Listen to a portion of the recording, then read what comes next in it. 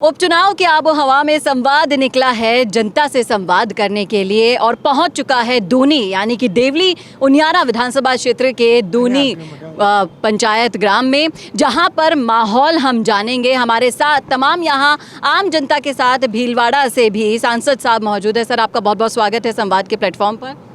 मैं ये जानना चाहूँगी कि जिस तरीके से जनता जब वोट देने जाती है तो सामने जो प्रत्याशी होता है वो किस तरीके से विकास करेगा ये दिमाग में रखते हैं, या कि अगले 5 साल के लिए विधायक गायब हो जाते हैं, ऐसी सोच रखते हैं। जनता के बीच में आपको क्या माहौल दिखाई दे रहा है अभी? यहाँ पर तो कांग्रेस के विधायक ने जीतकर इस्तीफा दे दिया है। राजस्थान में भजनलाल जी की लोकप्रिय सरकार है।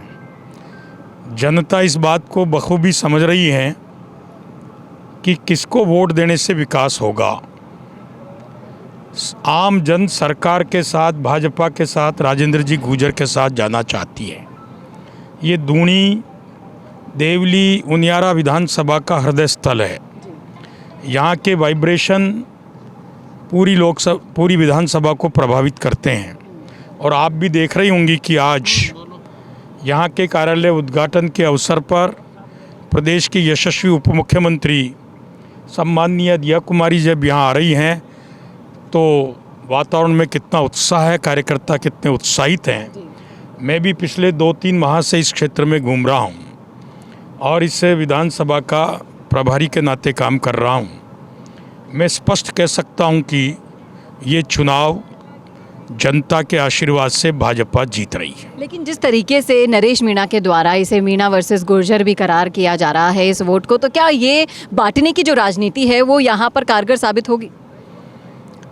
भाजपा जाति की राजनीति में विश्वास नहीं करती, भाजपा विकास की राजनीति करती है।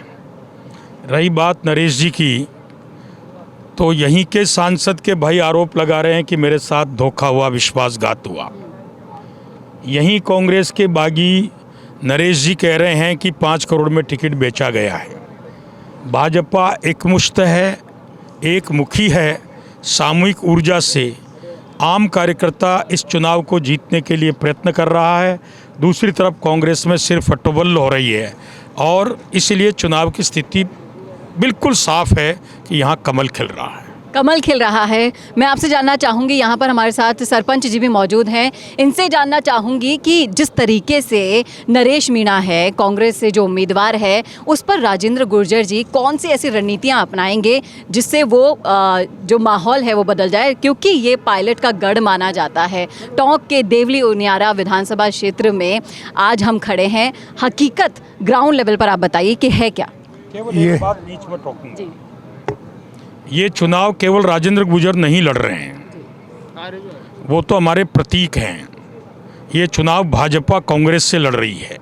हम सब मिलकर राजेंद्र गुर्जर जी के लिए कांग्रेस को हराने के लिए आमादा हैं। बताइए सर। हाँ, यह जी चुनाव लड़ रही है ना, ये सारी जातियां मिलकर लड़ रही है। यार राजेंद्र गुर्जर कोई चुनाव नहीं लड़ रहे हैं।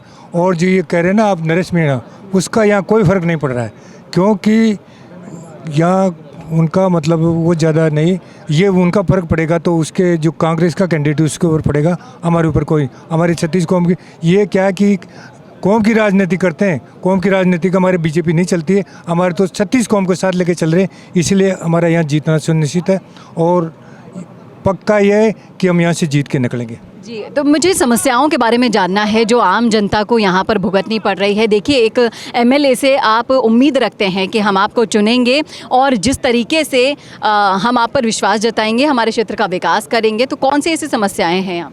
क्योंकि ऊपर हमारी सरकार है तो निश्चित है कि हमारी सरकार में हमारी जो कड़ी जुड़ेगी तो निश्चित हमारे एमएलए विकास करेंगे। समस्याओं के बारे में पूछ रही हूँ। पानी की समस्या है, सड़क की समस्या है, ऐसी कौन सी समस्या? पानी की समस्या वैसे, क्योंकि हमारे यहाँ जो पानी के जो मंत्री हैं ना कन्हैयालाल चौधरी, वो इसको साथ के साथ जो दौरा कर रहे हैं उसका निराकरण भी कर रहे हैं और पानी के लिए जहाँ जहाँ वो उनको निर्देश दे रहे हैं, जो काम भी हो रहा है।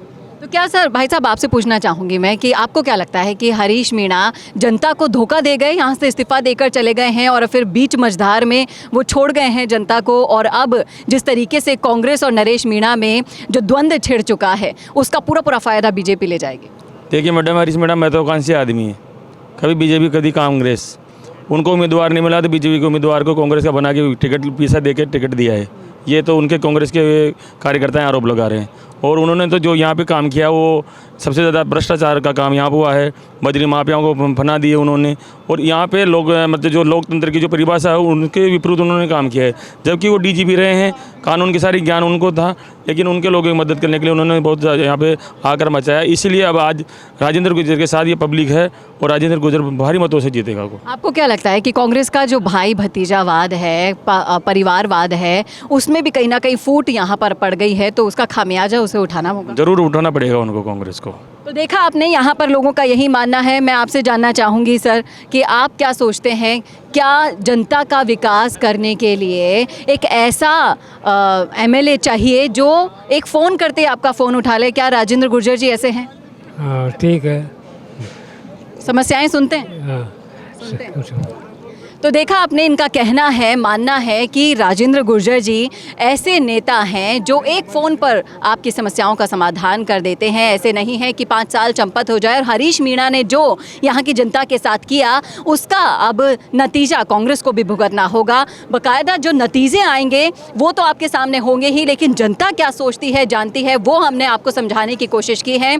और आप अब समझ गए होंगे कि हवा का रुख किस तरफ मुड़ चुका है। ये बताने की ज़रूरत अब ज़बान से तो नहीं है, नतीजे आपके सामने होंगे। कैमरामैन करण के साथ चेतना शर्मा, संवाद के लिए।